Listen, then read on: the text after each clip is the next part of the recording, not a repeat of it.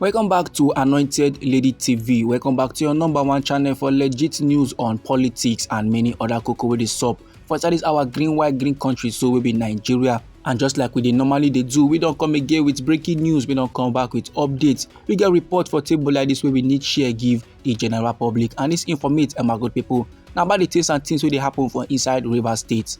And the cocoa now we say the suspended governor of Rivers State will be Fubara. He now don come outside come open up about his mental health struggles. He now don admit say the ongoing political crisis for inside Rivers State e don dey do am somehow for body o. The development then the crisis and every other level wey dey play for inside Rivers State now don dey make am dey feel depressed. And no be small matter like this o my good people. No say for inside one candid statement, the suspended Rivers State governor Fubara come dey acknowledge the challenges wey im dey face since our President Bola Ahmed Tinubu plaster state of emergency for Rivers State. And now they complain about the immense pressure and uncertainty wey dey like follow this kind drastic measures dem. And no be lie my good people.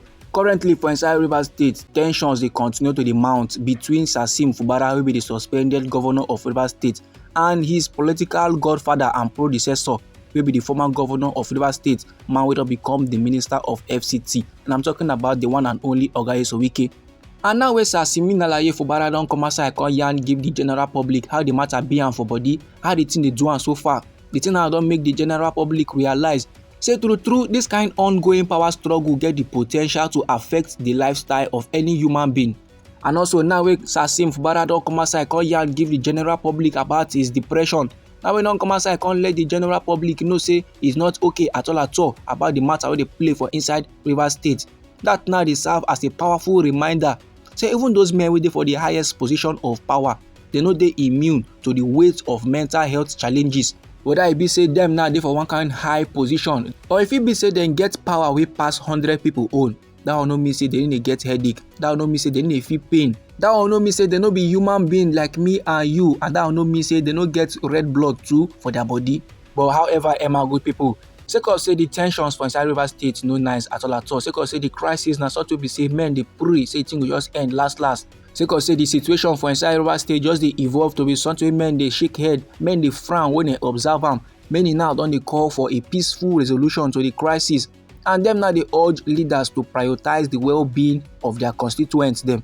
Normally when two elephants dey fight, na the grass na dey suffer. So e go good make the parties wey dey involved for the tensions, make the parties wey dey involved in the crisis now realize say na their constituents dem, na the people of Rivers State, men wey dey support them, na dey hear am hot pass.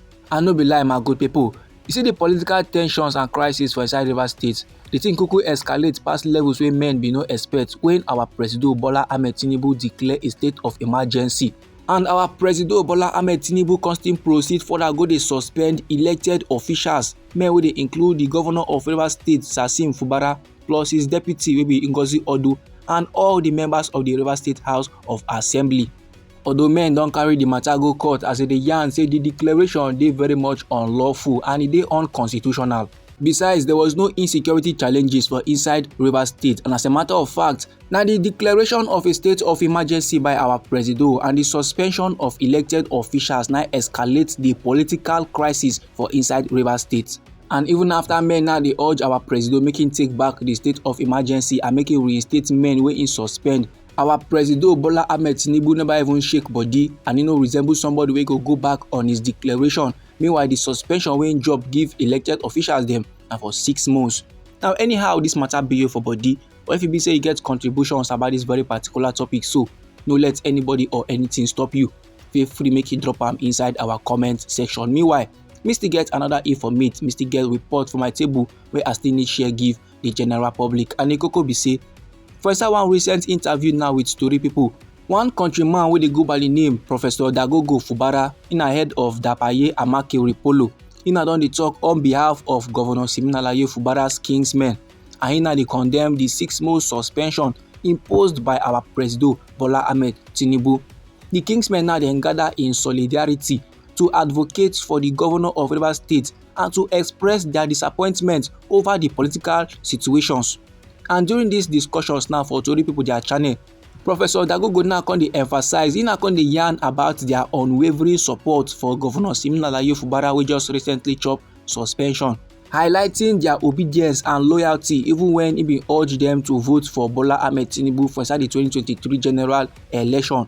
Dem now dey yarn say dem dey very much surprised. The thing shock dem now to see say the man wey dem vote for, Bola Ahmed Tinubu, na dey give their son heat. And Professor Dagogo now dey yarn all these levels, reflecting the sentiment of the community.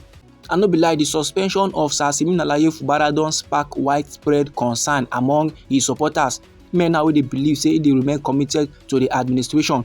Men now wey dey believe say the democratically elected leader wey be Sir Sim Fubara na man wey come to chocho do nice things for Rivers State people. And also the Kingsmen now dey express their dismay at wetin dem dey describe as political persecution.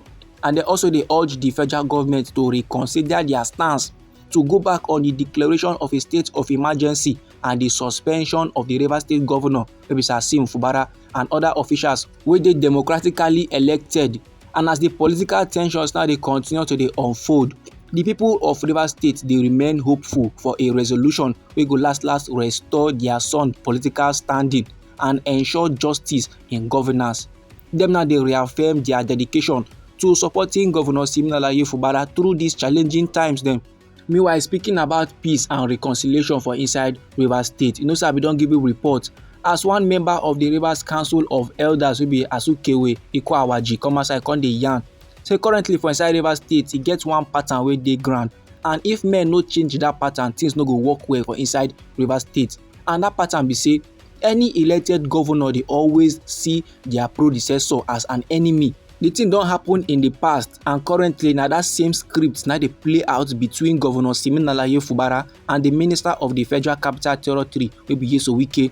As these two mature men now, these individuals dey currently dey get a long-standing disagreement in Rivers State politics. And Sir Cessä Y0UT dey yarn say if this pattern na cause, men need to break am, and if men no break am, even if Sir Sim Fubara comot from office come hand over give another person, or even if Oga CessaY0UT come manage remove Sir Sim Fubara from office come still give another person, the pattern go continue, and that person wey dem put for office go betray the person wey put am for office.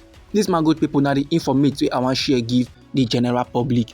Now onto this informate, so anyhow the matter be you for body, or if you be say you get contributions about this very particular topic, so no let anybody or anything stop you, and also no let anybody or anything intimidate you. Feel free make you drop your comments inside our comment section. And once again, now we be Anointed Lady TV. Our hobby now to dey give on legit news on politics and many other koko wey dey sup for inside this our green country, so maybe Nigeria. And now if you be say you like this update and you go like to dey receive more, then sharply make you subscribe to this channel, and don't forget to put on the notification bell so that as we bring more news dey come your side, now you go first receive the update and you go even get them sharp. Now me dey come back with more updates, me dey come back with more reports for you my good people. Try make it no go anywhere.